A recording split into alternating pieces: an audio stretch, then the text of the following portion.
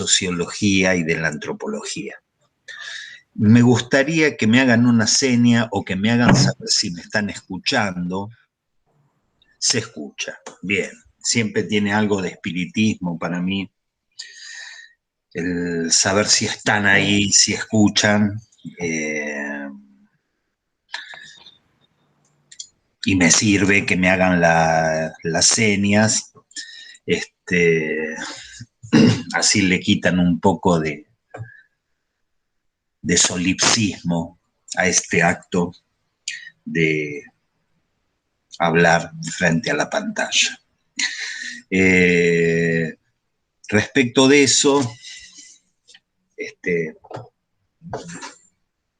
les quería decir, mi nombre es Roberto Cueva, soy psicólogo de formación, tengo al psicoanálisis como práctica, es decir, ejerzo el psicoanálisis. Hay una diferencia, la psicología es un campo muy amplio y en el que conviven muchas concepciones, muchos abordajes, de tal manera que ustedes van a escuchar hablar de psicólogos conductistas, cognitivo-conductuales,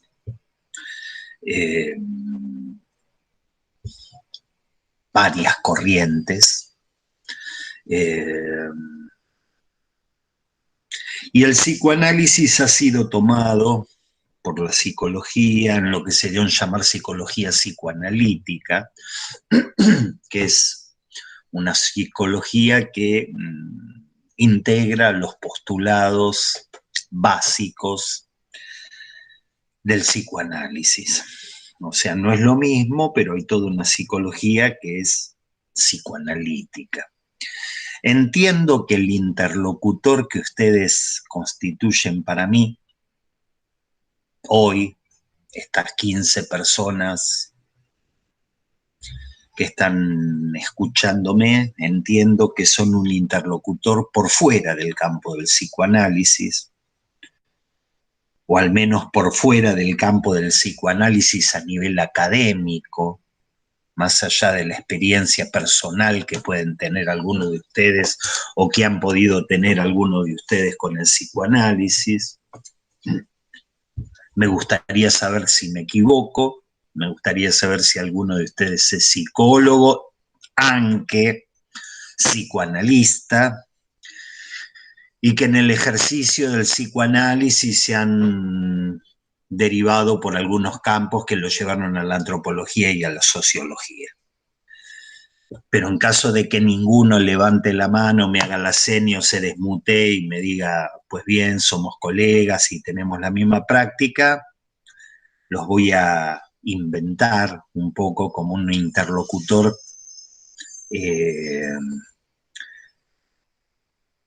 de otro campo, de las llamadas ciencias humanas. Entonces, les decía, mi nombre es Roberto Cueva, yo soy psicoanalista. Por la edad, ya, si bien estoy un poco a oscuras, se deben dar cuenta que soy una persona que tiene medio siglo de vida, y los que no somos nacidos y criados en el mundo digital todavía experimentamos cierta zozobra cuando hablamos solo frente a las cámaras. Por eso ciertas señales de humanidad, incluso alguna sonrisa, nos sirve para darnos cuenta que la cosa funciona. La cosa sigue funcionando.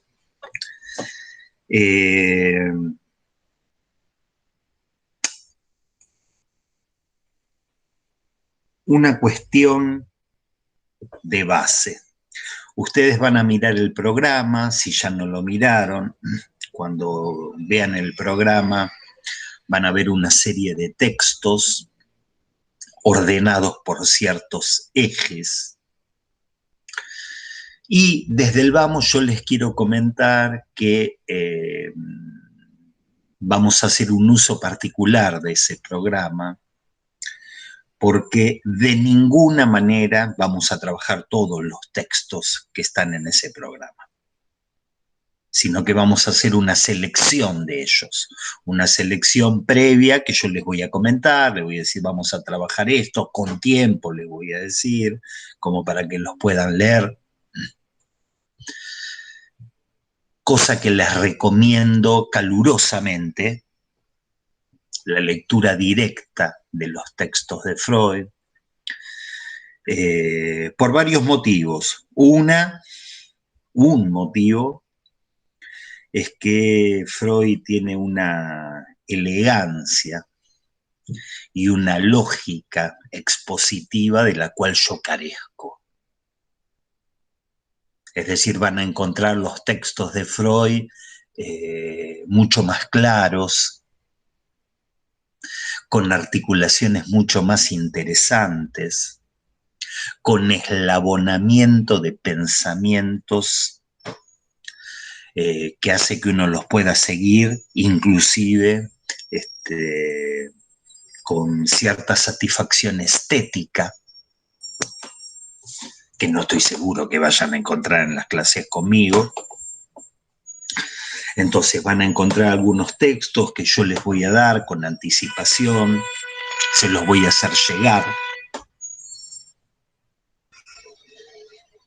Y esto por un motivo, y el motivo es que ese es un programa muy bien armado, muy bien estructurado, de manera muy inteligente, de manera muy sensata, criteriosa, pero es un programa imposible de llevar a cabo. Es imposible en un cuatrimestre poder trabajar, poder medianamente hacerse una idea de la riqueza conceptual que hay en esos textos. Por eso me parece más interesante abordar y trabajar juntos algunos textos, de los cuales yo voy a hacer algún tipo de comentario, de exégesis, de puntuación, que de ninguna manera pueden estar a la altura de lo que es la lectura del texto. ¿Mm?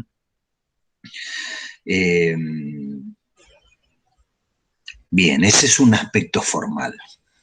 Respecto del programa, vamos a consensuar o les voy a decir qué es lo que vamos a leer y desde qué perspectiva. Nunca dejo de recomendar la lectura de Freud. La obra de Freud es una obra abierta, es una obra que se desborda, que sale de sus propios bordes y que hace que los conceptos fundamentales freudianos ya formen parte de la cultura a nivel de masas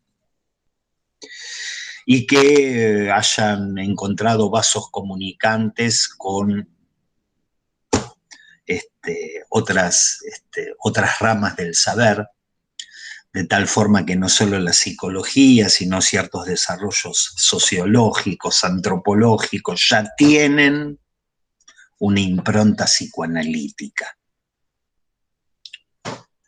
Más allá de cierto nivel de vulgarización que uno pueda encontrar de la obra y que se encuentra de la obra de todo autor,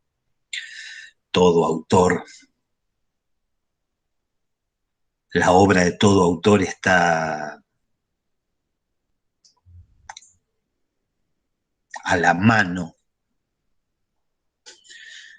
de cierto efecto de vulgarización, y hoy en día hablar de represión o hablar de inconsciente o hablar de narcisismo, todos más o menos tenemos una idea de qué estamos hablando. Uno sí llega a decir, bueno, lo que sucede es que Beatriz Arlo fue víctima de su propio narcisismo en un momento, y bueno, tal vez no todos hayamos leído el texto Introducción del Narcisismo, ni todas las obras de esa época de Freud, pero uno dice, pues bien, cayó en la trampa de su propio narcisismo. y más o menos nos entendemos. Freud no siempre fue Freud. Freud no siempre fue el creador del psicoanálisis. Freud era un médico. Un médico que como tal se sentía un hombre de ciencia. En la época en que Freud empezó a trabajar, él siempre ubicó sus producciones en el marco de la ciencia. ¿Sí? Era un médico muy especial porque era un médico muy inteligente, era un médico muy creativo, tenía admiración por los artistas, mucha admiración por los artistas, era una persona que constantemente en sus obras está dando ejemplos en lo que es el corpus literario, cuando nos quiere explicar algo. ¿Sí? Entonces tomaba elementos de la literatura y a lo largo de la obra de Freud uno va a encontrar análisis, a veces hasta muy exquisitos, de textos literarios, de obras pictóricas, porque hacía análisis, aplicaciones del psicoanálisis a cuadros, a obras pictóricas. Pero él no dejó nunca de concebirse a sí mismo como un médico, como un hombre de ciencia, y a partir de lo que era el paradigma científico de la época, él armó un edificio conceptual. Un edificio conceptual que en cierta forma tiene como base lo que es la disciplina que funcionó como paradigma para la ciencia en aquel momento, que era la termodinámica. ¿Sí? Hablar de termodinámica a principios del siglo XX era encontrar un marco y un contexto en el cual se podían armar con esa teoría de fluidos, con esa teoría de lo que es cierta concepción de la energía en términos de cargas, de contracargas. ¿Sí? Permite entender varias disciplinas de la época y es algo que está inmerso en el campo psicoanalítico. Por ejemplo, les doy un ejemplo, yo podría dar una teoría de la represión, ¿sí? En términos del movimiento de fluidos. ¿Sí? Imaginen un río, nos convertimos en Heráclito, imaginamos un río en el que van pasando las aguas, ¿sí? Imaginamos ese río y le podemos encontrar algún tipo de analogía con una cadena de pensamientos, ¿sí? Entonces uno dice, bueno, los pensamientos fluyen conforme cierta concatenación, los pensamientos van fluyendo, como fluyen las aguas del río, y de repente en esas aguas construimos en mitad una represa, un dique. ¿Sí? Entonces cortamos ese fluido.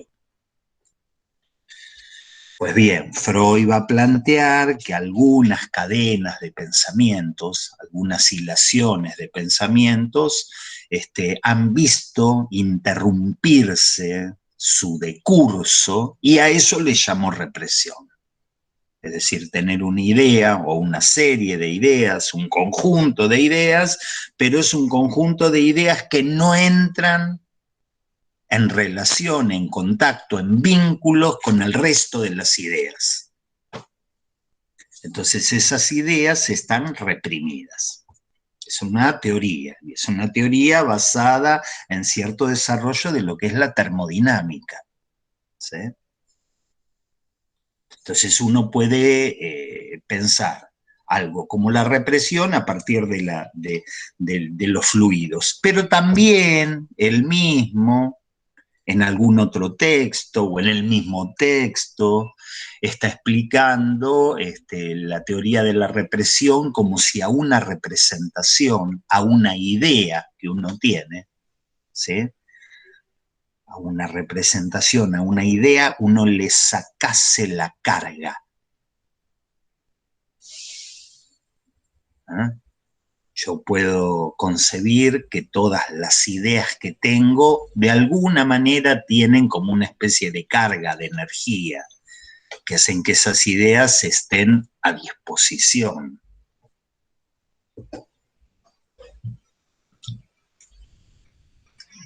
Es decir, son una representación, pero una representación que tienen algún tipo de energía. No me puedo sacar esta idea de la cabeza. No me puedo sacar esta idea de la cabeza, es algo como para pensar dentro de la termodinámica, uno diría, bueno, es una idea cuyo quantum energético, cuya carga energética, ¿sí? Cuya carga energética es tal que se presenta de manera ininterrumpida. ¿Sí? Cuando uno lee Freud, encuentra teorías donde una idea puede presentarse teniendo la carga y la energía de otra idea. Un síntoma, por ejemplo, vamos a suponer que alguien tenga una parálisis de un miembro, una mano. Doctor, hace una semana que no puedo mover la mano. Se presenta alguien al médico, al hospital público, y le dice al médico clínico, no puedo mover la mano. Entonces el médico clínico lo examina y parece que anda bien la mano.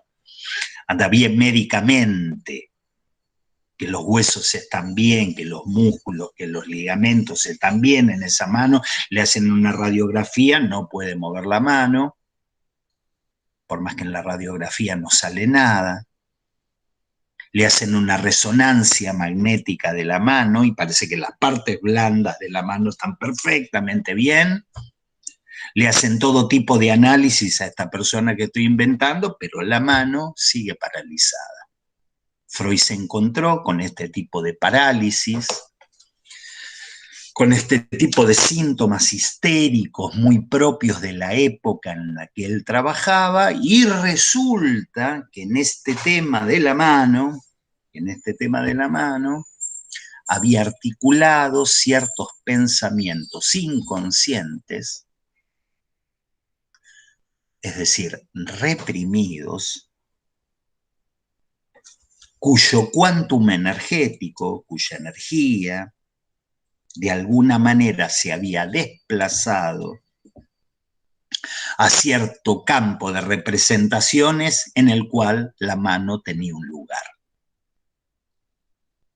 De tal forma que él elaboró toda una teoría del síntoma como el retorno de lo reprimido. Pero se dan cuenta ahí se dan cuenta que ciertas representaciones inconscientes vamos a seguir inventando, aunque yo no soy bueno para inventar, saco siempre ejemplos de la obra de Freud, de Lacan, de Melanie Klein, de los grandes psicoanalistas, ¿sí? Ciertas fantasías onanistas, masturbatorias, donde la mano tiene un lugar, donde la mano tiene un lugar y el síntoma está en el lugar de ese decurso de representaciones interrumpido. O sea, ciertas representaciones que se encarnan en el cuerpo, ¿sí? Tienen la carga, la significación, la connotación de algunas representaciones que están reprimidas. Cuando yo digo la carga, la significación, estoy dando un salto de paradigma, porque el psicoanálisis que en algún momento tenía como base concepciones de la termodinámica, después empezó a tomar otras disciplinas para armarse conceptualmente, y entre ellas disciplinas que nacieron con el estructuralismo, sobre todo la lingüística estructural. Entonces es diferente decir que un síntoma tiene la energía de una representación reprimida a decir que hay un desplazamiento de una significación. El síntoma tiene una significación inconsciente, una significación solo susceptible de ser encontrada cuando uno encuentra, cuando uno ubica el decurso de representaciones inconscientes que han sido reprimidos y cuyo retorno de los reprimidos es el síntoma. Les estoy presentando, disculpen si la presentación tiene cierto carácter errático, es nada más que una presentación a un interlocutor que inventé como ajeno al psicoanálisis, como más ligado a otros campos del saber. Pero de entrada, les quiero vender, les quiero hacer llegar la concepción de que el centro de lo anímico para el psicoanálisis, es inconsciente. Una persona puede llegar a decir, bueno, pues bien, mira, estoy dispuesto a aceptarte que existe algo inconsciente en mi vida. Estoy dispuesto a aceptarlo. Porque así como hay cosas que no me gustan de mí mismo y de los demás, y en general quiero tenerlas un poco debajo de la alfombra, cosas de mí mismo que no me gustan,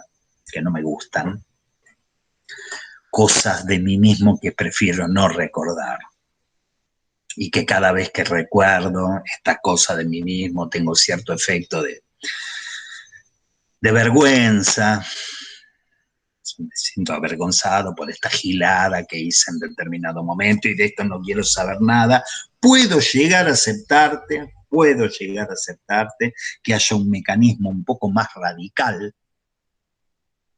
que haga que algunas cosas de mí mismo yo las olvide, pero las olvide en sentido estricto. ¿Sí?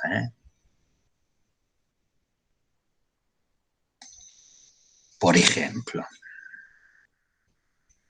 es íncito en la naturaleza humana, es propio de la naturaleza humana, si es que hay algo que uno puede llamar naturaleza humana, es propio de lo humano, todo un periodo aislado por el psicoanálisis que es un periodo de masturbación infantil. ¿Sí? De profusa masturbación infantil. Si yo dijese, ¿quién la recuerda? Yo estoy acá hablando con 15 personas, 16 personas. ¿Quién la recuerda? ¿Quién tiene a disposición esos recuerdos? Algunos de ustedes pueden decir, bueno, yo algo recuerdo, medio borrosamente, pero van a encontrar ahí una especie de vacío. Es decir, yo, no, de ninguna manera. Usted, señor, se equivoca. Sin embargo, ya no un psicoanalista, un médico clínico, un pediatra, cualquier pediatra te va a decir, sí, esto yo lo veo, lo verifico una y otra vez, y cómo esto se articula con cierta enuresis nocturna y con ciertos miedos y fantasías y fobias y síntomas propios de la infancia y que tienen como centro la masturbación infantil. Te lo dice el pediatra. Entonces uno dice, bueno, qué sé yo, pero deben ser los otros. Yo en mi lugar no. Yo no. Eso a mí no se me aplica. Bien, podría ser que uno en determinado momento acepte que tal vez hay cosas propias cuestiones propias, recuerdos propios, recuerdo dilaciones de pensamientos y concepciones que se ha tenido en un momento de la vida y que hoy se hayan olvidado, bien entre comillas, absolutamente. O sea, como cierta aceptación de que hay algo que funciona de manera inconsciente, es decir, no sabida, no asequible a la conciencia, no asequible al recuerdo, no asequible a la representación consciente. Ustedes lo podrían llegar a aceptar. Lo que de ninguna manera van a aceptar es que el centro de la vida anímica sea inconsciente. El centro mismo de la vida anímica sea inconsciente. Porque ustedes son cartesianos en su manera de verse a ustedes mismos y en su manera de ver el mundo. Pienso, entonces soy esto, soy este yo, soy este ego, soy esta persona, soy Brenda, Lucas, Mariano, soy yo, soy este soy yo.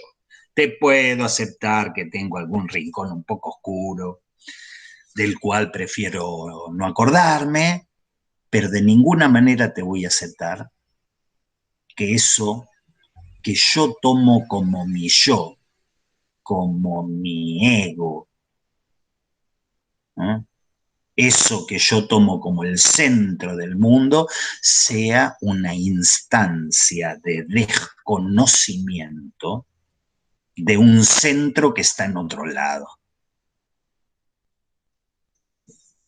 Insisto, somos cartesianos porque fue en 1600 y pico, 1598 Newton, 1620 y pico, que las meditaciones metafísicas marcan un cambio en la orientación del mundo, donde alguien puede decir, a partir de ese momento, yo en pleno uso de mis facultades quiero donarle tal cosa. Yo en pleno uso de mis facultades juro decir toda la verdad y nada más. Yo. No siempre ha existido eso. Y no en todas las culturas. La noción del narcisismo, tal como se las estoy contando, del narcisismo, que estoy poniendo del lado de lo que es el yo, que estoy poniendo del lado de lo que es el ego, son diferentes maneras de decirlo, ¿sí? Esta noción de narcisismo no tiene mucho que ver, aunque nos parezca mentira, con la noción de narcisismo que puede tener un japonés o un hindú. ¿Sí? Si uno toma el Japón fuertemente impregnado e improntado por Occidente, pues bien, no se diferencia demasiado de lo que sería un francés o un estadounidense. Pero si uno toma un japonés tradicional, que todavía existen, la subjetividad de un japonés, ¿sí? Es completamente diferente. Incluso su manera de verse a sí mismo ya tiene adentro una especie de nosotros. Por eso pasan las cosas que pasan. Acá tenemos un quilombo y es un sálvese quien pueda, porque somos muy cartesianos, porque tenemos al yo como el centro del universo, y en Japón hay un tsunami, y el tsunami llega a la central termonuclear de Fukushima, que si llegase a pasar acá nos escapamos todos a la mierda, y cada uno se salva, y el otro, y los tipos no salen de la casa. Están las aguas llegando a la central, el gran quilombo, y los tipos encienden la radio y dicen, a ver qué dice el gobierno que hay que hacer. No te saquean un fucking supermercado. Se quedan en la casa a ver cómo porque tienen una idea de lo que es el narcisismo, de lo que es el yo, de lo que es el ego, completamente diferente. Yo lo que les intento transmitir en esta materia, un primer acercamiento al psicoanálisis, un primer acercamiento que el centro de la vida anímica no es el yo, que el yo es una instancia de desconocimiento, que hay algunos fenómenos que cuando ustedes los miran bien, se dan cuenta que eso que uno entiende como yo es una cosa menos estable y menos estática que lo que uno piensa.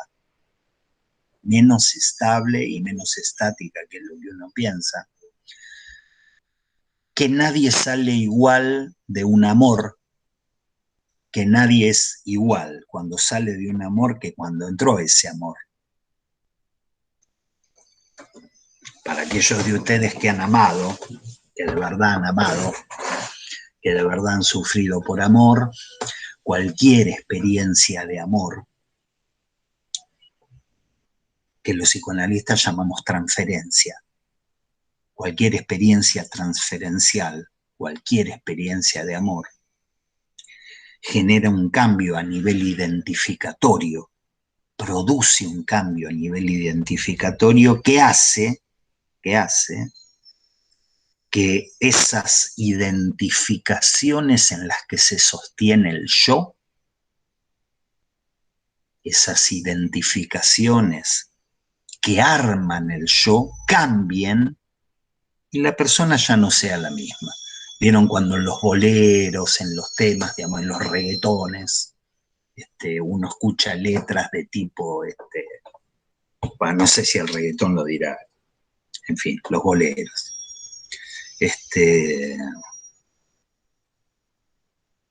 No soy el mismo desde que pasaste por mi vida. Bueno, hay un tema real, efectivamente. Uno no es el mismo.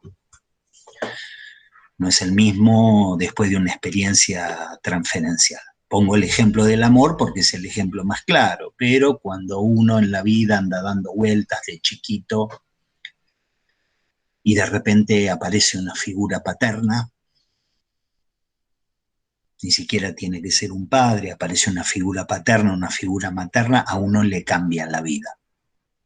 Y uno dice, mi vida cambió desde que encontré a esta persona. ¿Sí? Y eso lo van a ver en el campo, ustedes, bueno, ustedes porque están en el campo de la, entiendo que están en el campo de la antropología, en el campo de la sociología, ¿sí? Pero van a ver tarde o temprano, les va a pasar que incluso en su carrera profesional se van a cruzar con tal profesora, con tal elaboración de no sé qué, y van a decir, me cambió, algo me cambió acá. No estoy igual, no soy igual. Bueno, lleven eso al extremo y van a decir, pues bien, ¿no será que el narcisismo no es más que la suma de algunas identificaciones? Muchas de las cuales son inconscientes, pues ni siquiera tengo acceso a decir por qué las cosas son como son, por qué yo soy como soy. Uno lo ve en las peleas de pareja. En la pelea de pareja se escucha bien, bueno, pues yo soy así, vos querés otra persona, yo sí, pero ¿por qué vos soy? Y no sé, soy así. Tómalo, déjalo, soy así. ¿Y por qué? Y no sé, pues qué sé yo, soy así. Es decir, hay cierto conjunto de ese acervo identificatorio que es inconsciente. Entonces, el primer paquete que les tengo que vender es que vayamos a estudiar lo que vayamos a estudiar. Leer los textos que vayamos a leer. Hay un tipo que se llama Freud que dice que el centro de lo anímico es inconsciente. Y que de todos los pensamientos que nosotros somos capaces de generar, que todos los pensamientos que somos capaces de generar, solo accedemos a una pequeña parte. Solo accedemos a una pequeña parte. ¿Por qué voy yendo para este lado? Porque les quiero contar de que entre esos pensamientos hay algunas fantasías. Hay algunas fantasías cuya existencia es universal, es decir, no hay nadie que no las haya tenido. No hay nadie que no las haya cultivado. ¿Sí? Son fantasías cuyo estatuto es inconsciente, que alguna vez han sido conscientes, y que luego cayeron bajo el imperio de la represión, ¿sí? Algunas fantasías, que vamos a trabajar en este primer texto, que se llama Sobre las teorías sexuales infantiles. Cuando yo hablo del edificio conceptual del psicoanálisis,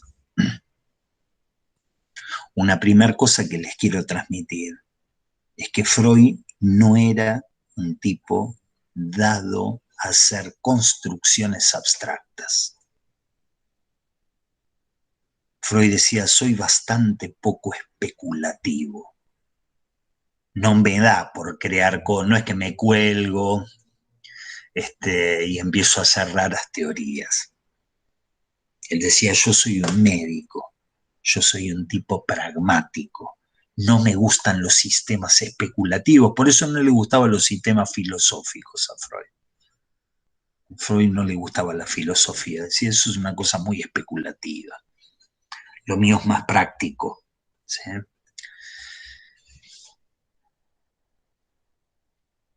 Porque me interesa una cosa, la curación de mis pacientes. Todo lo demás viene por añadidura. Me interesa la curación de mis pacientes. ¿Por qué les transmito esto? Porque ese edificio conceptual no es un cuelgue de un chabón propenso a delirar, ¿sí? Sino que es el de un investigador que quiere ubicar su investigación, el objeto de su investigación en la ciencia, y que dice, mis construcciones obedecen al material clínico de mis pacientes.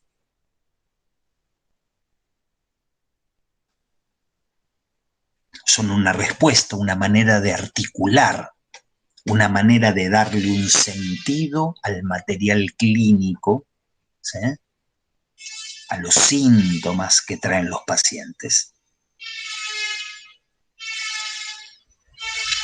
Y en este sentido, este investigador de lo anímico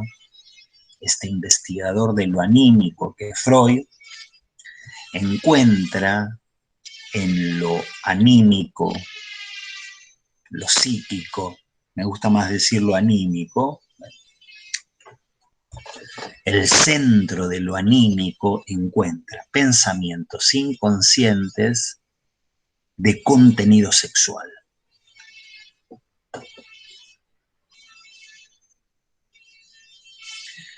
Es decir, el centro de la vida anímica no solamente no es el yo, somos seres descentrados, vivimos en la periferia de nuestro propio centro. Y nuestro centro en su núcleo es inconsciente. No solo eso, sino que además en lo inconsciente encontramos ciertas cuestiones de tono sexual.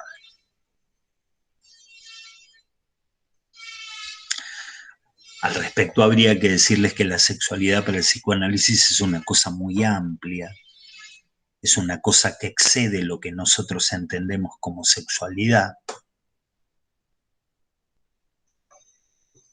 excede con mucho la genitalidad.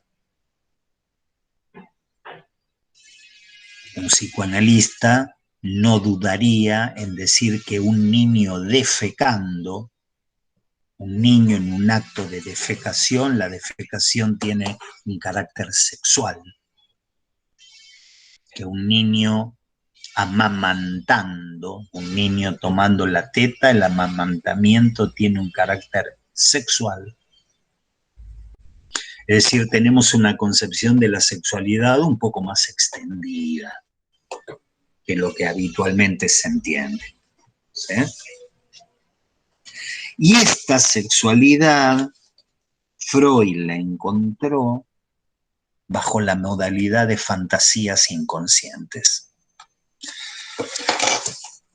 Hoy más temprano estaba mirando el libro, el tomo 9 de Freud, si quieren se lo pueden buscar de internet, ¿sí? Es el tomo donde está el texto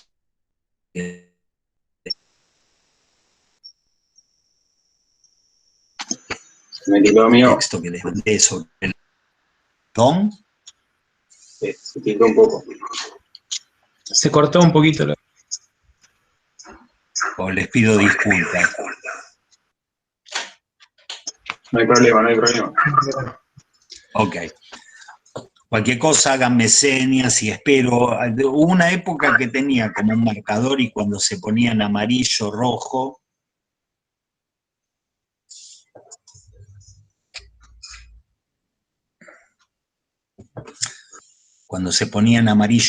yo paraba y después recomenzaba. El marcador que tengo dice que tengo buena señal, pero el señor Feibertel a veces es un poco incierto.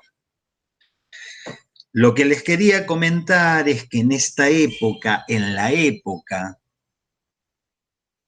del texto que les mandé sobre las teorías sexuales infantiles, ustedes podrían encontrar, si miran el índice del tomo 9 de las obras completas de Freud, van a encontrar textos que se llaman el creador literario y el fantaseo. Por ejemplo, cómo hay ciertas fantasías que mueven al creador literario en su movimiento creativo, ¿no? Ciertas fantasías.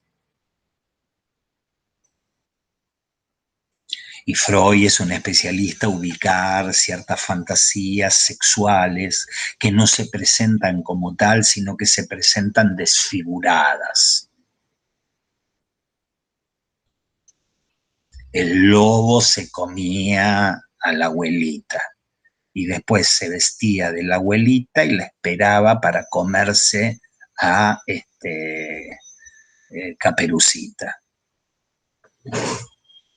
Son obras literarias. Son obras literarias. Y el psicoanálisis, a partir de los conocimientos extraídos de la intelección de los materiales de los pacientes, empieza a mostrar cómo esa creación literaria tiene en la base ciertas fantasías que son de contenido sexual. Y ustedes van a decir, no, ¿cómo Caperucita Roja tiene una connotación sexual? Como Pinocho, que cuando mentía se le agrandaba la nariz, se le agrandaba, se le ponía grande, grande, grande, y después chiquita, chiquita, después grande, grande, y después chiquita, chiquita.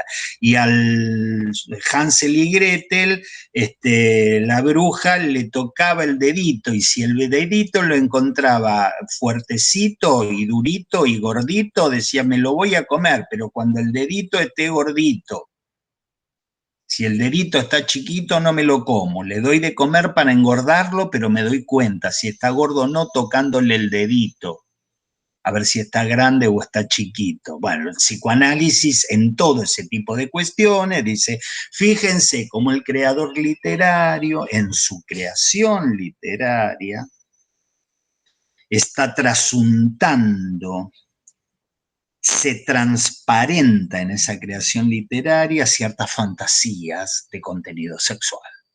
¿Sí? Ese es un texto, ¿no? El creador literario y el fantaseo. Otro texto, las fantasías histéricas y su relación con la bisexualidad. Las fantasías histéricas, otra vez el tema de la fantasía con un contenido sexual.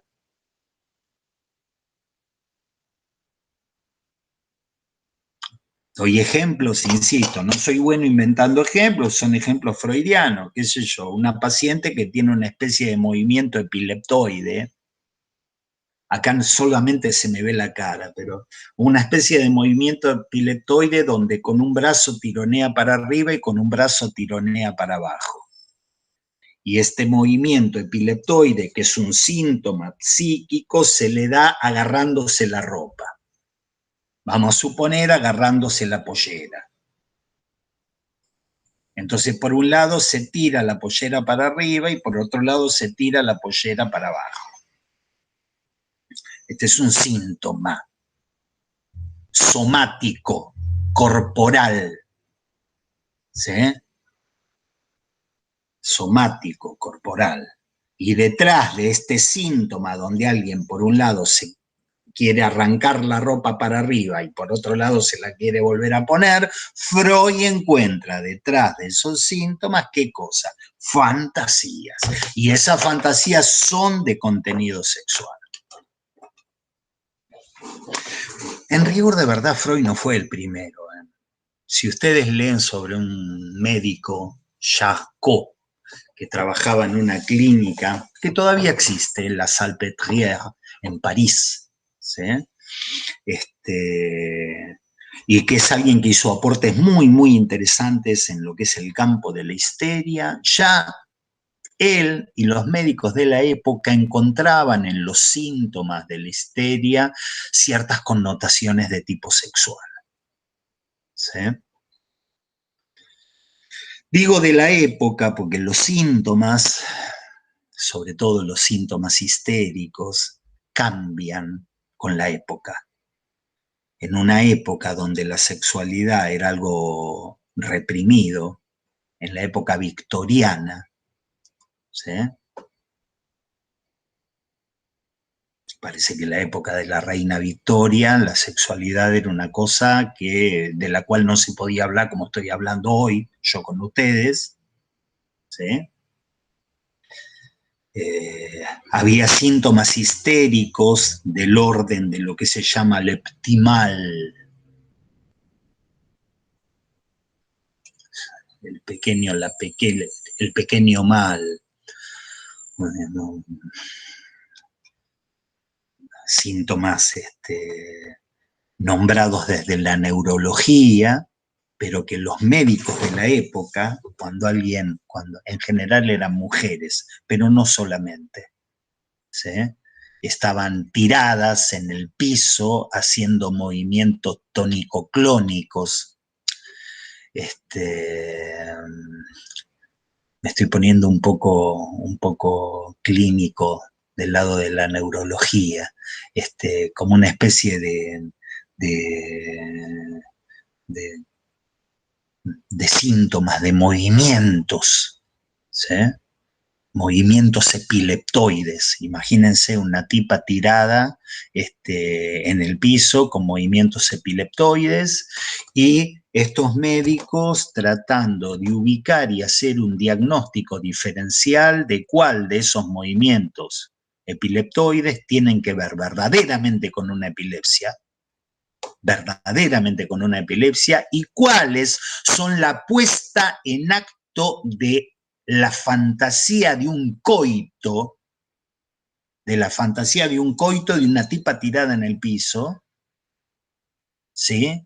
Que está poniendo en acto con sus movimientos y con su agitación, ¿sí? Con sus movimientos corporales y con su hiperventilación y con su hipersalivación, un coito ahí en el piso. Entonces ya los tipos, cuando la enferma estaba tirada en el piso haciendo ya lo escuchaban de otra manera y decían, che, acá hay una cosa, porque vos fijate que cuando se trata de la crisis leptimal o de Ramal, que es otra crisis de movimientos tónico-clónicos en la epilepsia, siempre se orinan encima y siempre pierden, esto por una cuestión médica, clínica, siempre terminan orinándose encima, siempre se destrozan la lengua a mordiscones y siempre pierden el conocimiento, Y estas otras no se muerden la lengua, no se mean encima, no sé qué sé yo, acá hay algo diferente. ¿Sí? Acá hay algo diferente y esa cosa diferente tiene que ver con algún contenido sexual. Son, digamos, el prólogo. El psicoanálisis no salió llovió. Nació de una época de síntomas donde desde diferentes campos decían esto algo tiene que ver con la sexualidad y entonces ustedes van a encontrar ya no el creador literario del fantaseo, que era uno de los textos, sino este otro, las fantasías histéricas y su relación con la bisexualidad, Otro texto que van a encontrar en este libro es la novela familiar de los neuróticos. Como nosotros, los neuróticos, lo estoy diciendo en sentido vago, cierta manera de organizarse lo anímico, cierta manera de estructurarse lo anímico, se llama neurosis. ¿Sí? Que es la neurosis, cierta manera de ordenar lo anímico, razón por la cual uno dice, nosotros los neuróticos tenemos en algún lado, funcionando de una manera consciente, no tan consciente, cierta novela familiar. ¿Sí? Otra vez. Entonces, ¿por qué traigo esto? Para contarles que en esta época Freud escribe varios textos que tienen que ver con fantasías, que habitan en nosotros, ciertas fantasías, que operan de manera inconsciente y que son de contenido sexual.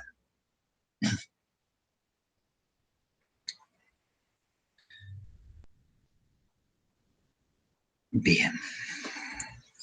Entonces, estas fantasías que alguna vez han sido conscientes, porque los niños las cuentan, si uno las sabe escuchar, si uno las quiere escuchar, si uno no las tiene tan reprimidas en sí mismo que impide que uno la escuche en el otro, estas fantasías,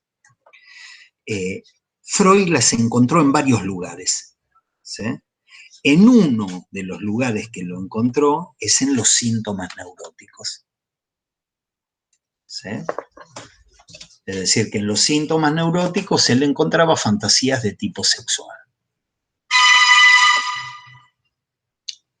Alta bocina. No es el único lugar. Uno encuentra este tipo de fantasías en la actividad sexual propiamente dicha de las personas.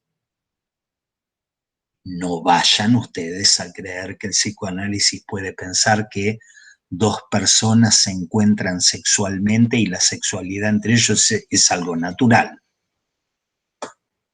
Tampoco llueve, digamos, el tono, la modalidad del encuentro sexual entre ella y él y ella y ella. Entre ella y ella, la cuestión es cualquier cosa menos sexual y hay fantasías que están operando en el acto sexual mismo, sea que uno lo sepa o sea que uno no lo sepa. ¿Sí?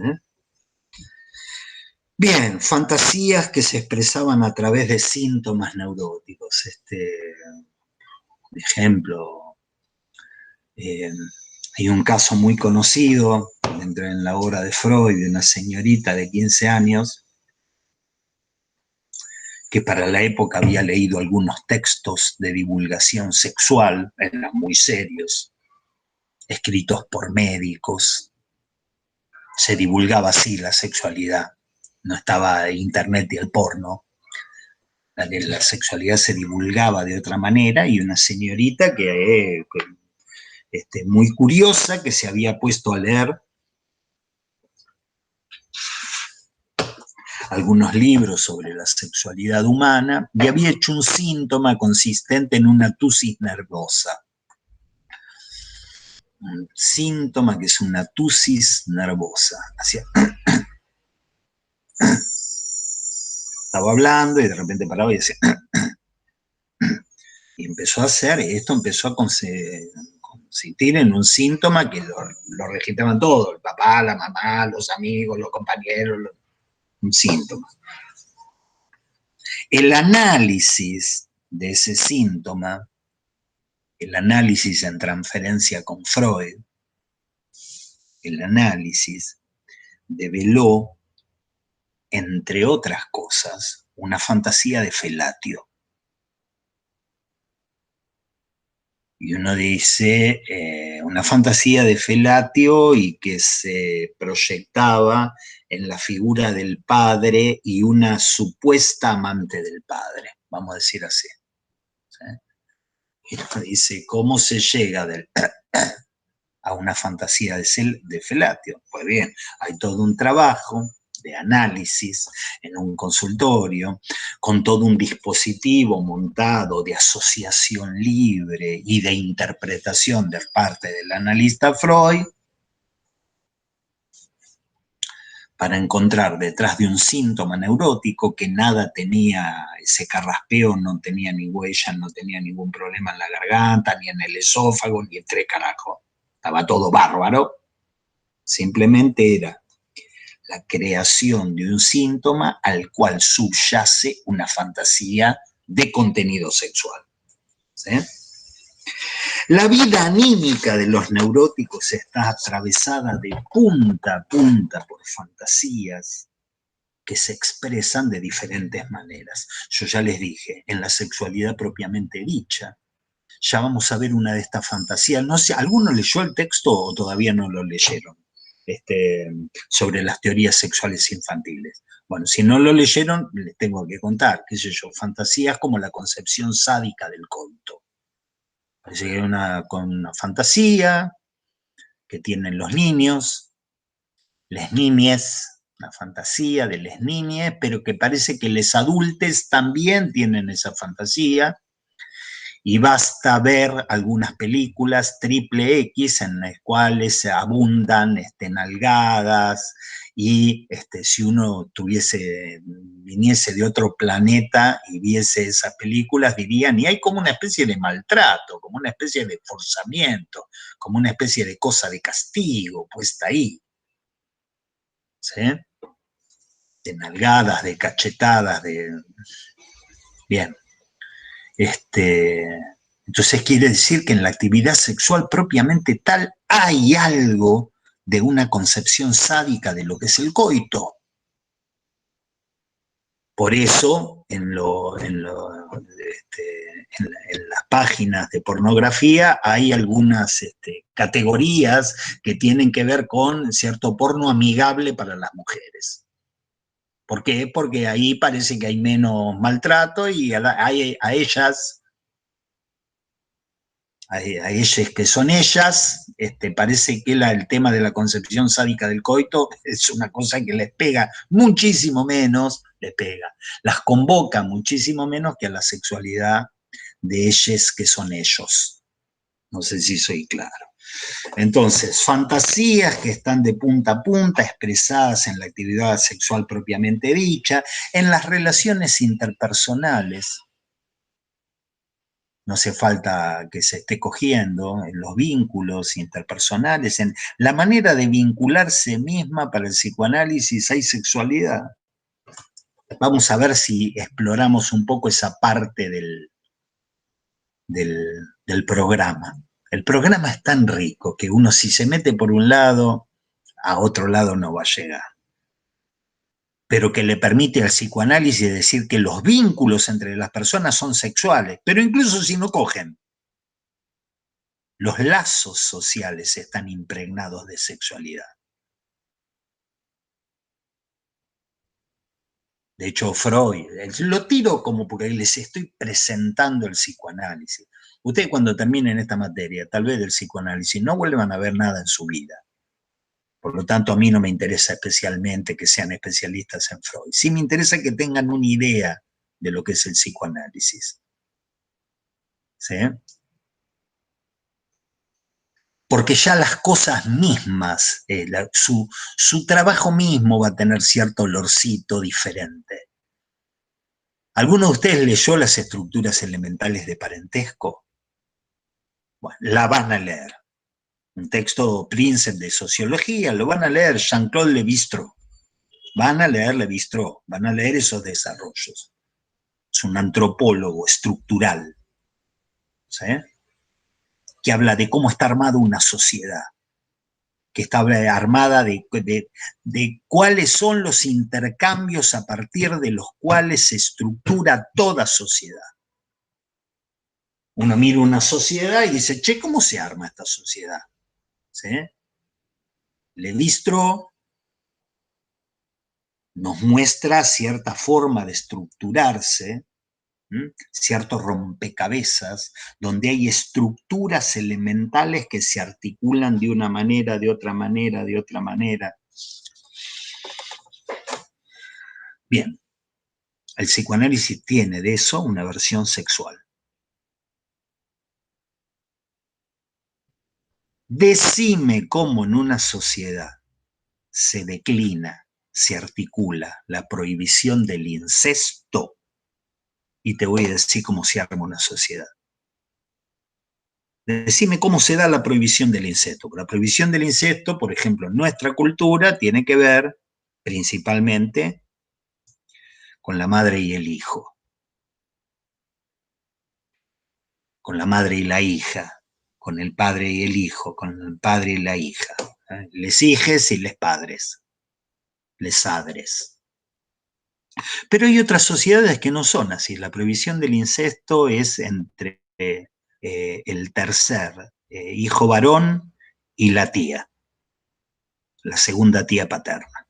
Y uno dice, garcha con la madre, garcha con la madre. Pero loco, eso es incestuoso. No, incestuoso es con la tercera tía, si es que sos el segundo sobrino. Si no, no es incestuoso. ¿Sí? Entonces, en la manera misma de estructurarse una sociedad hay sexualidad. Freud no retrocede en decir que el lazo social está armado a partir del libido homosexual. Dice, pero este tipo está de la cabeza, de la cabeza. Te puedo aceptar que haya ciertos lazos afectivos, ciertos lazos de amor-odio en una sociedad. Basta entrar a leer una noticia al diario Perfil y meterse en los foros de lectores para darte cuenta que hay lazos afectivos de amor-odio, especialmente de odio. Cucarachas, los cucas, las cucarachas, y escriben como una cosa de odio que uno dice, ¿de dónde sale tanto odio? Los mataría, se afanaron todo. Te acepto eso, pero no te voy a aceptar que las relaciones humanas tienen un núcleo sexual.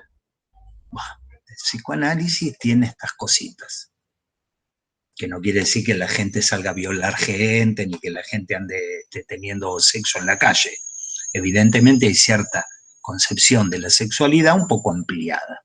Esto lo vamos a ver, lo vamos a ir viendo en este texto, cuando trabajemos, cuando les vaya presentando el concepto de pulsión.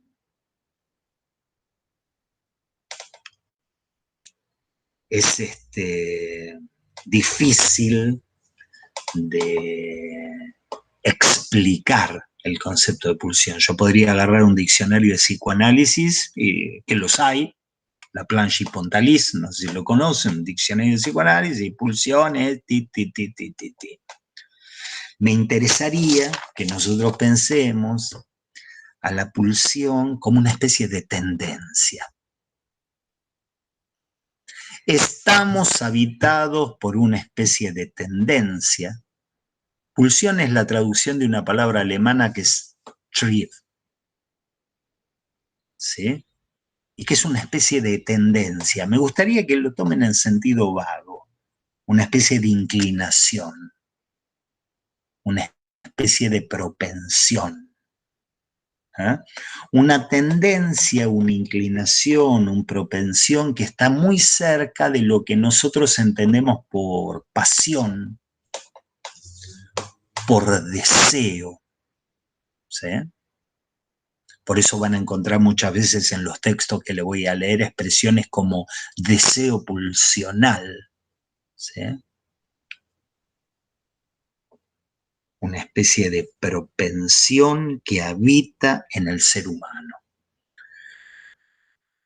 Una especie de empuje, ¿sí? Que habita en el ser humano, que es de tipo sexual.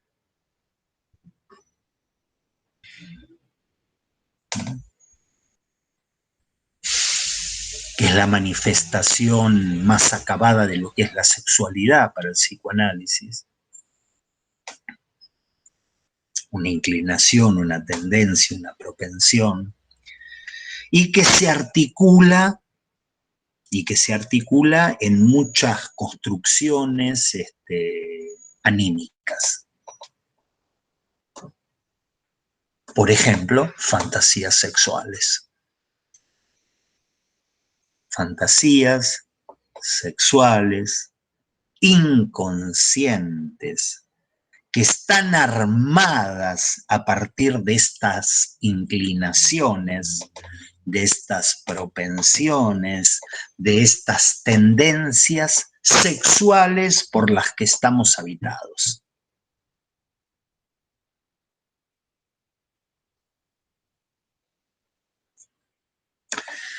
He tratado de venderles la idea, todavía no entré al texto, ya vamos a entrar, pero me interesaría armar el mapa en el cual nosotros después vamos a leer los textos.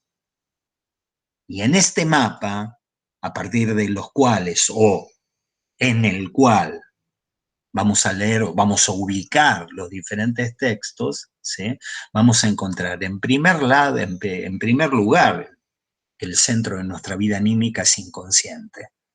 En segundo lugar, que el centro de nuestra vida es inconsciente y que es sexual. Es sexual. Y en tercer lugar, una cosa que les quiero vender también, el tercer paquete que les quiero vender, es que todo lo que armamos por fuera de eso, todo lo que armamos por fuera de eso es secundario. Todo lo que uno puede llegar a entender, a razonar, a racionalizar, es para el psicoanálisis secundario. De hecho se llama proceso secundario. Al razonamiento en el psicoanálisis lo llamamos, es un proceso secundario. Voy a dar ejemplos, pero son ejemplos aproximativos. ¿Alguna vez vieron un programa político donde hay dos tipes peleando, discutiendo? Entonces uno se sienta y dice, bueno, a ver, voy a escuchar. Están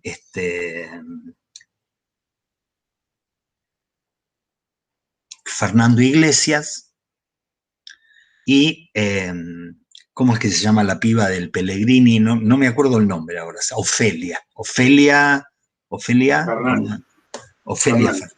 Bien, ok. No me acordaba el apellido. Mira, hay tantos Fernández que ya me los olvido. Fernando Iglesias y Ofelia Fernández en un programa político. Evidentemente, uno ya no los escucha con la misma oreja a uno o a otro conforme algo. Conforme algo uno no escucha de la misma manera a Fernando Iglesias o a Ofelia Fernández. ¿Sí? Ya hay como cierta inclinación en este de acá, a pensar que uno de los dos es un energúmeno y el otro no. No digo quién, no importa, pongan el energúmene, ¿sí? A pensar en un energúmene y un ser pensante, ¿sí? Uno ya no los escucha del mismo lugar. Y uno podría decir, bueno, pero sí, yo te entiendo eso, yo tampoco los escucho de la misma manera. No vayas a creer que yo escucho a Elisa Carrió de la misma manera que escucho a Daniel Filmus o a Lustó, para poner del mismo palo, porque si no parece, no escucho de la misma manera a Lustó que a Elisa Carrió, evidentemente, y sé que se me juega cierta cosa de tipo afectivo, pero yo tengo que correr eso y ser ecuánime y objetivo. Las pelotas. Mentira. Chamullo. El psicoanálisis te dice, lo que te mueve a vos, lo que te mueve y lo que te moverá es una cosa de lo que es el proceso primario ¿sí? De lo que tiene que ver con lo inconsciente, de lo que tiene que ver con tus inclinaciones, propensiones y tendencias, y todo lo demás lo vas a armar racionalmente para justificar eso. Pero que vos me estás diciendo que a mí, lo voy a decir en términos muy sencillos, me mueve el amor y el odio y todo lo demás es una cosa secundaria para justificar lo primero, sí. Sí, y a veces se corre el telón, y a veces se corre y a la gente se le sale la cadena y dice lo que realmente siente, y cuando dice lo que realmente siente uno dice, wow, le falta salir a matar gente. Porque esos momentos en la historia donde se salió a matar gente, no se deben a ningún loquito, ninguna especie de iluminado que dijo salgan a matar gente. Se deben a que hay algo que habita nuestro ser y que es lo más genuino de nosotros y que estamos toda la vida generando estructuras de tipo secundario para contener eso que es lo más genuino de nosotros. Esto es el psicoanálisis. Eso es lo más genuino de nosotros. ¿Y qué quiero hacer con el que piensa diferente y que me dice, lo quiero prender fuego, lo quiero hacer mierda, lo quiero matar, lo quiero todo eso? Entonces uno dice, no, bueno, pero la convivencia, ya vamos a leer El malestar en la cultura, es un texto freudiano. La convivencia entre los hombres exigen ciertos renunciamientos. No hay que matarlos, ni fusilarlos, ni el paredón, ni sacarles todo. Deben ir a prisión un tiempo para que mediten sobre lo que han hecho, etcétera, etcétera, etcétera. Pero todo eso es secundario.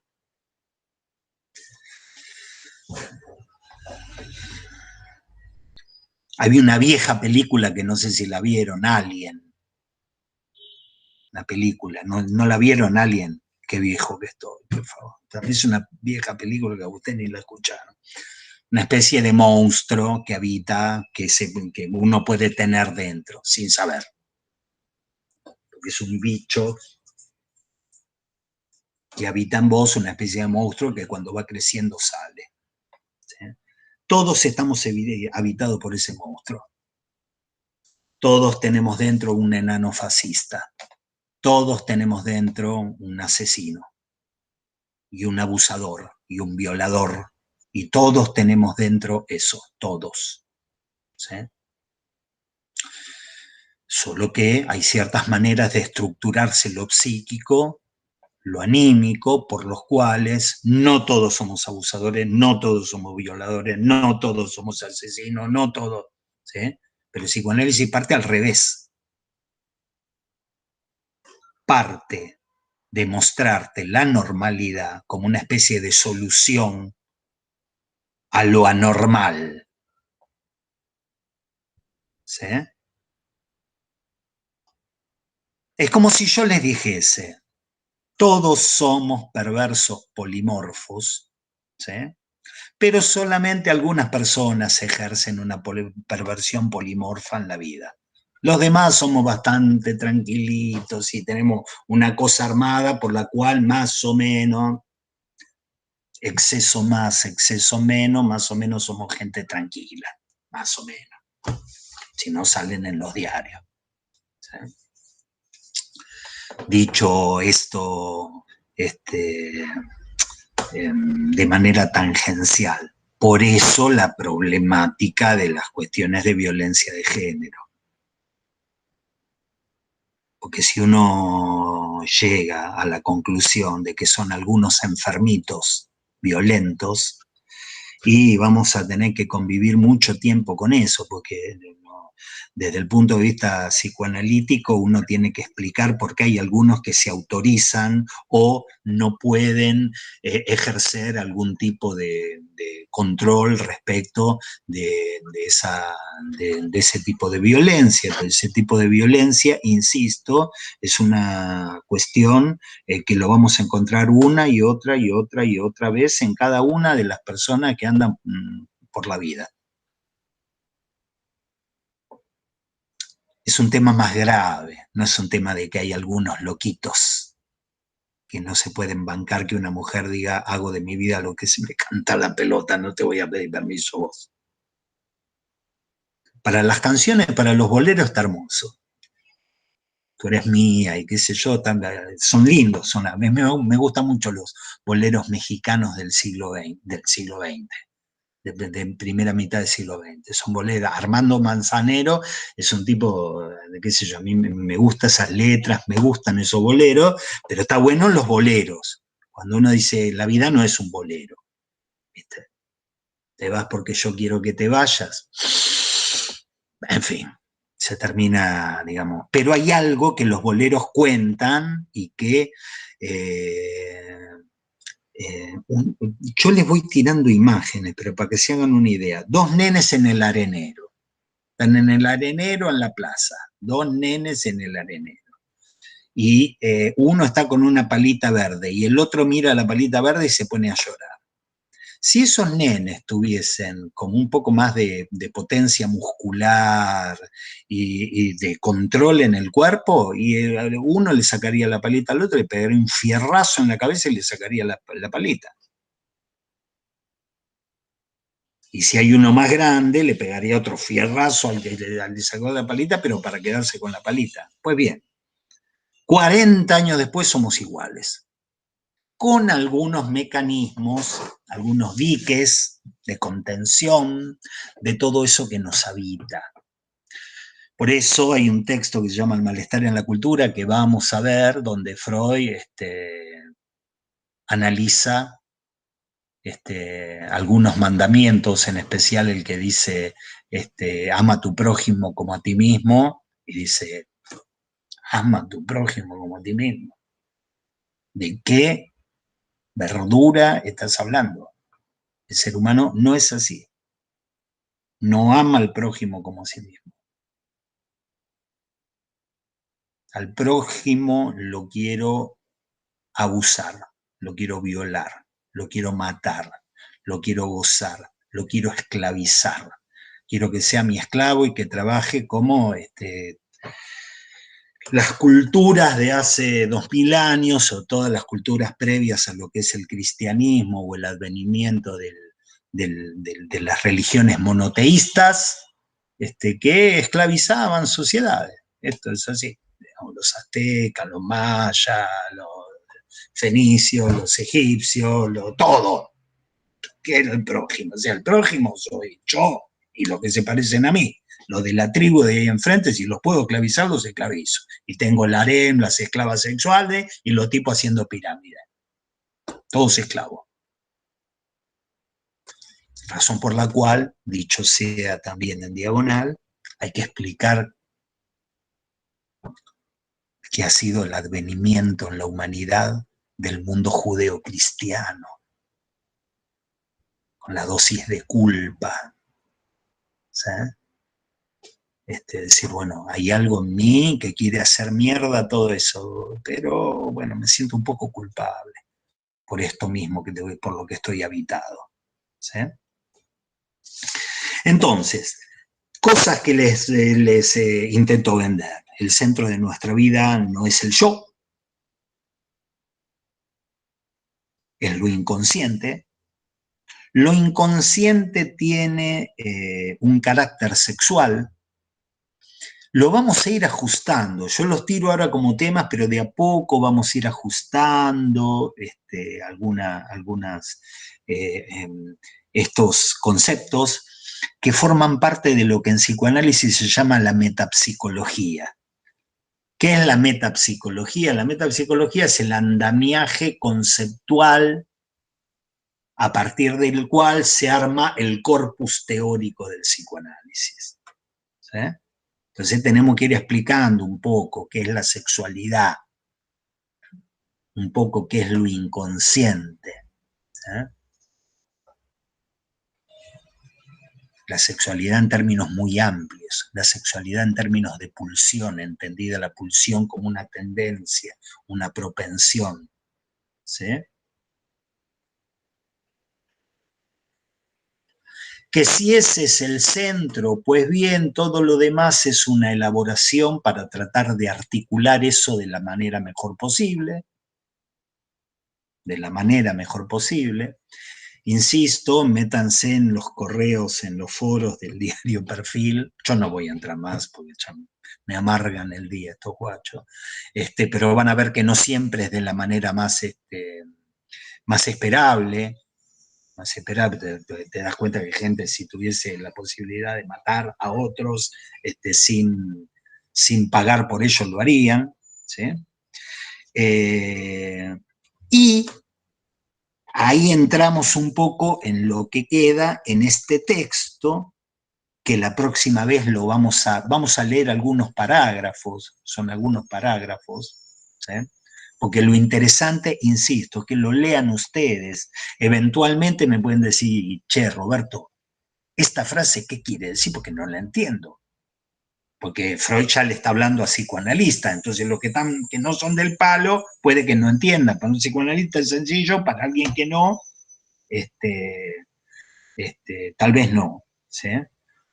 Vamos a ver, ¿sí?, unas fantasías que tienen los niños y que Freud dice luego se olvidan, y que uno dice sí, se olvidan, pero se olvidan en sentido psicoanalítico, siguen funcionando, ¿sí?, y que son locas teorías, una de las cuales voy a llamar la premisa universal del pene, la teoría de que todos tienen pene para los niños. Mamá tiene pene, la tía Eulogia tiene pene, la prima Natalia también tiene pito, sí, la tía Natalia tiene pito. La tía Natalia tiene pito. Razón por la cual, una segunda teoría, los niños son paridos por el ano. Los niños son paridos por el ano. ¿Por qué? Porque hay como una especie de inexistencia de la vagina, de la vulva, de la vagina, en la vida, etimológicamente lo mismo. Infantil, ¿sí? Y la concepción sádica del coito, ¿sí? La concepción sádica. Vamos a ver estas tres fantasías. Me van a decir ustedes lo que piensan, la idea, lo que les suscita, si le parece una cosa seria, si le parece una cosa un poco seria, si le parece una cosa risible. Pero más que la fantasía en sí misma, más que estas fantasías en sí mismas, lo que les quiero transmitir, y esto sí me parece que es importante para la idea que se hagan ustedes, insisto, porque el psicoanálisis en su vida va a pasar como el colectivo que acaba de pasar. Pasó, tal vez no lo volví a ver nada, absolutamente nada. Freud tiene la idea de que estas fantasías son el resultado de cierta investigación infantil, que los niños son investigadores, que a los niños les llama la atención. ¿Por qué la tía Natalia tiene tetas tan grandes y mi mamá no?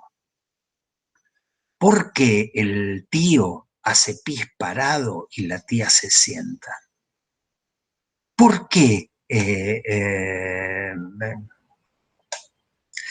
Y todas esas teorías, todos esos desarrollos, todas esas investigaciones, todas esas elucubraciones están motorizadas por la propia sexualidad. Es como si yo les dijese, un buen día el nene estaba jugando al caballito con la tía Natalia, al caballito, la tía Natalia le hacía caballito, el nene o la nena, vamos a poner a la nena, le nene. La tía Natalia estaba jugando al caballito con la nena de repente, como jugó al caballito, y empezó a excitarse, empezó a tener una excitación.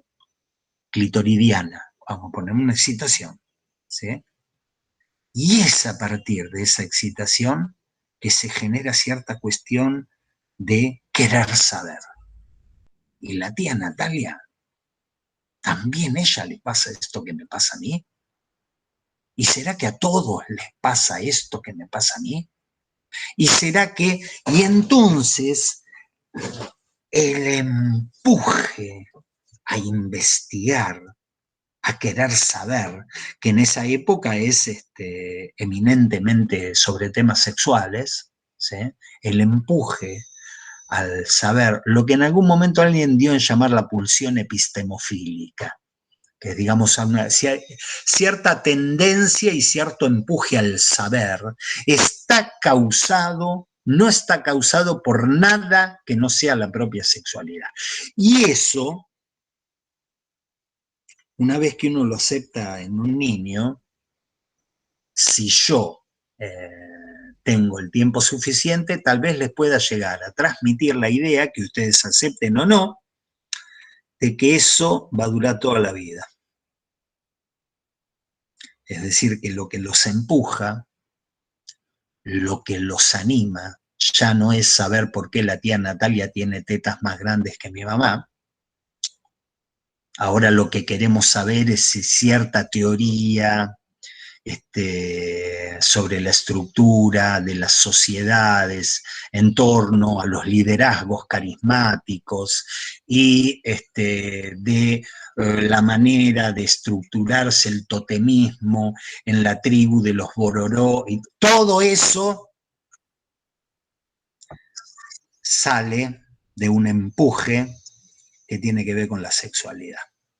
Ya no somos niños, pero el psicoanálisis te dice, muchachos, ese hambre de saber nace de un lugar un poco más oscuro del que uno quería decirse a sí mismo. Pero bueno, vamos a tener la vez que viene vamos a ir al texto. Hoy fue el mapa. Me gustaría escucharlos un rato y que me digan qué impresión tienen, así sea la más contraria a todo esto. A mí me parece que lo enriquecedor es generar alguna especie de interlocución entre nosotros, para ir conociéndonos. Así que les paso el desmutense y nada, los escucho.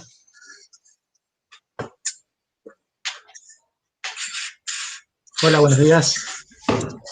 Buen día. No, yo quería compartir que me había quedado con lo que estabas comentando, que me hizo mucho eco con una obra literaria que es el Dr. Jekyll y Mr. Hyde, el extraño caso de Jekyll y Hyde, y me hizo mucha resonancia con el tema de lo consciente y lo inconsciente y de lo oculto, lo aceptado socialmente, como que los dos personajes grafican muy bien esta teoría de Freud, me sonó. Y bueno, quería compartir esa obra que me parecía como ilustrativa del aspecto social y de lo oculto del inconsciente, y que cuando sale a la luz el personaje, todo esto de Sí. la violencia indiscriminada a la niña, como que tiene Sí. mucho de acción. Sí. Es una obra clásica de Stevenson. Sí. Sí, sí, sí, sí. Sí.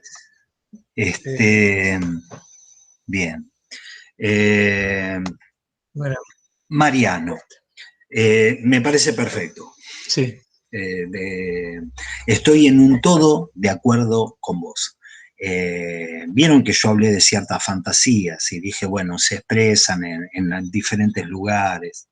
En diferentes lugares las ha encontrado Freud, no solamente en la sexualidad concreta, propiamente tal, la ha encontrado en los síntomas neuróticos, lo ha encontrado en las creaciones literarias, lo ha encontrado en el folclore, por ejemplo, por decirles, Caperucita Roja y el Lobo no sale tampoco de abajo de una baldosa, digamos, una creación literaria. Pero, por ejemplo, hay algunas que no llegaron a ser creaciones literarias, pero forman parte de lo que son los mitos, las leyendas urbanas. Por ejemplo, en Europa del Este hay toda una elaboración acerca del lobizón. ¿Vieron las películas El Hombre Lobo? Bueno, esto sale de Europa del Este, de la misma manera que, digamos, tantas otras creaciones, ¿sí?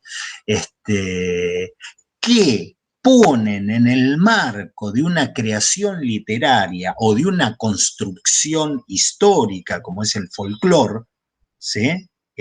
Algo que espeja lo anímico. ¿Sí? Y en este caso, Dr. Jekyll y el extraño caso, así se llamaba, del Dr. Jekyll y Mr. Hyde, no recuerdo el título exactamente, expone esto de manera excelente. Como expone de manera excelente el libro de Mary Shelley, Frankenstein, lo que en una época eran concepciones mecanicistas del hombre, de lo humano, y que hace que las historias de terror en una época tuviesen que ver con un hombre armado con pedazos, y hoy en día las historias de terror tengan que ver más con modelos informáticos de máquinas que nos van a empezar a matar a todos, y ni que hablar de modelos biológicos, de virus, que nos van a convertir a todos en zombies, ¿sí? Pero tu comentario es muy atinado, es perfectamente atinado de cómo hay algo epocal, ¿sí?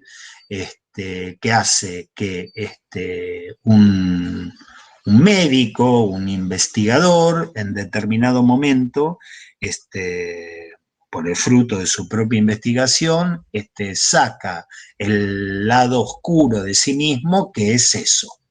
Es un tipo que mataba todo a bastonazo, asesinaba a las putas después de cogerlas, etcétera, todo un empuje al goce que no se detenía ante nada, como la contracara de el médico investigador que está haciendo una obra para el progreso de la medicina y de la humanidad. Es muy preciso lo que dijiste. Va en la línea de lo que les quería transmitir. Claro, de hecho, Hyde significa oculto, en inglés es como lo que está oculto, lo que tiene dentro, digamos. Bien. Bien. Es eso. Es eso.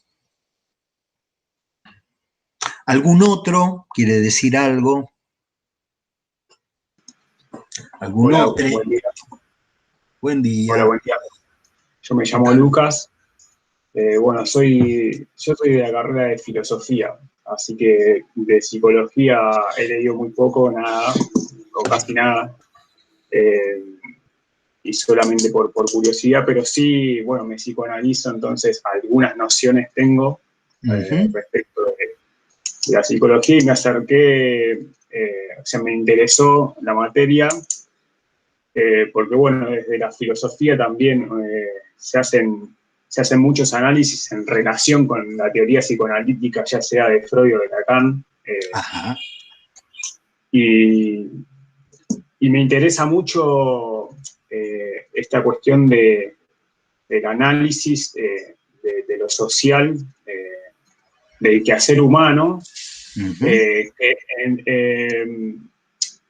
digamos, este ordenador que es el discurso que vos decías, bueno, lo inconsciente, ¿no? Lo inconsciente es algo que es el centro del motor, si se quiere, de lo humano, y el discurso que ordena, que ordena el quehacer humano es un artificio, si se quiere, ¿no? Para mantener la cohesión social y esas cuestiones. Sí. Y me interesa a mí mucho ese tipo de análisis desde lo macropolítico hasta lo micropolítico, incluso las conductas individuales, muchas veces de dominio, de ejercicio del poder. Bueno, ahí podemos relacionarlo también con Foucault y esa microfísica del poder, ¿no? que podemos analizar desde la psicología, de la conducta social que cada uno de nosotros tiene, y ese ejercicio del poder. Bueno, me interesa mucho eso, y creo que, bueno, Freud nos aporta un montón de herramientas para leer la realidad desde ahí. Sí, está perfecto. Sí, como recién estábamos entrando, les quería, digamos, acercar una noción de esto oculto, ¿no? De este Mr. Hyde, en su carácter más radical, ¿sí? Porque en su carácter más radical e incontenido e irrefrenable, vamos a ver que ese concepto de la pulsión nos va llevando cada vez más hacia un campo semántico en el que lo que queda es la destrucción y la muerte, ¿sí? Por eso esos conceptos psicoanalíticos de pulsión de muerte, ¿sí? Es como si uno dijese, allí mismo donde hay un empuje, que yo decía que tiene que ver con la sexualidad, ¿sí? Allí mismo ese empuje se despliega de tal manera, que necesariamente lleva a la muerte y a la destrucción. Razón por la cual en algún momento vamos a tener que tratar de pensar o de ir ubicando cómo Freud va pensando qué lo para a eso. ¿Qué es lo que para a eso? Porque todo lo demás son cuestiones, como yo le decía, procesos secundarios, son creaciones, son artificios, tomé esa palabra en el sentido de Jeremy Bentham, digamos, son artificios para controlar algo. Cuando digo artificios no estoy hablando de raros inventos hechos con pelotitas y gases y no sé qué. El matrimonio, uno puede pensar esos dispositivos como artificio para controlar algo. Hasta que la muerte los... Hoy nos cagamos de risa cuando escuchamos eso, pero hubo una época que la gente no se cagaba de risa. Decía, esto es un artificio hasta que la muerte lo separe y qué sé yo, y es una manera en que lo simbólico arma un dispositivo, un artificio para parar eso. La Convención de Ginebra es otro. La OMS es otro. Después uno ve cuando se corre el telón, insisto, porque a veces en la historia se corre el telón, que esos artificios todo el mundo se los pasa por donde anda a pararlo al presidente de Estados Unidos. Dice, no, pero la ONU no aprueba que bombardeen, primero bombardeo de Pablama. ¿Sí? Pero como esto, que uno puede leer en lo macro, en la parte, digamos, de política, hay como una especie de salto por el cual el psicoanálisis intenta ubicar esa misma lógica en cada persona. El psicoanálisis tiene una manera, en este sentido, por lo menos el psicoanálisis lacaniano, que es el psicoanálisis que me orienta a mí. Yo, digamos, doy esta materia, pero, digamos, el resto de mi vida académica tiene que ver con el psicoanálisis lacaniano, ¿sí? Entonces hay como enormes saltos, intentos en Lacan por agarrar y leer ciertos fenómenos en lo social, los campos de concentración, ¿sí? Y reconducirnos a una lógica de estructuración de lo anímico individual, si se quiere.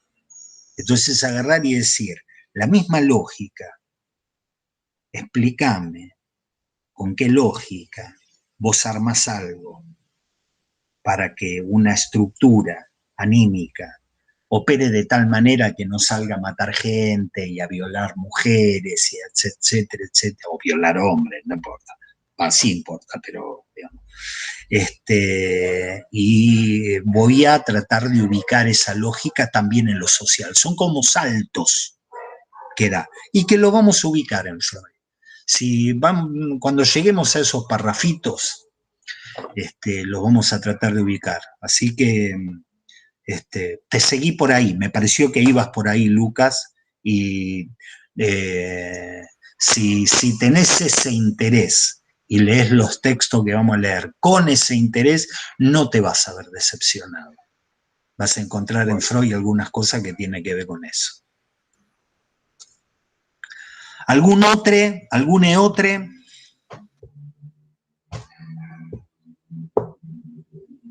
Bien, si no hay algún otro, siendo 11:47, vamos a dejar acá. Yo no sé, para mí, digamos, yo a lo mejor después de esta ustedes tienen otra materia, o antes de esta tienen otra materia. Yo lo que voy a tratar de que nuestras clases tengan 1 hora y media de duración, pero si se extiende por preguntas, por cosas así, no tengo inconveniente. Para la vez que viene me gustaría que lean ese texto que mandé,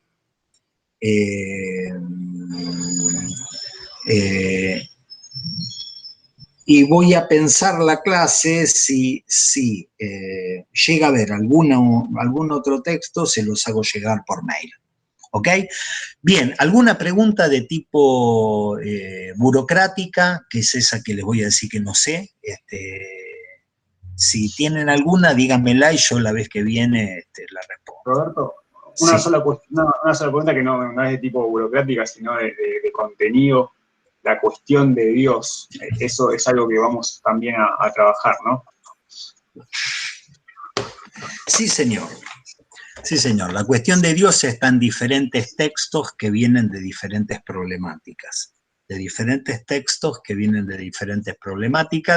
Pero al menos en alguna de las perspectivas posibles sí la vamos a ver. Vamos a decir, la construcción inconsciente de Dios. Sí. Buenísimo, gracias. Bueno, gente, nos vemos el miércoles, espero que tengan una buena semana, y bueno, un gusto haberlos conocido. Gracias. Claro. Chao. Chao, compañeros. Gracias, igualmente.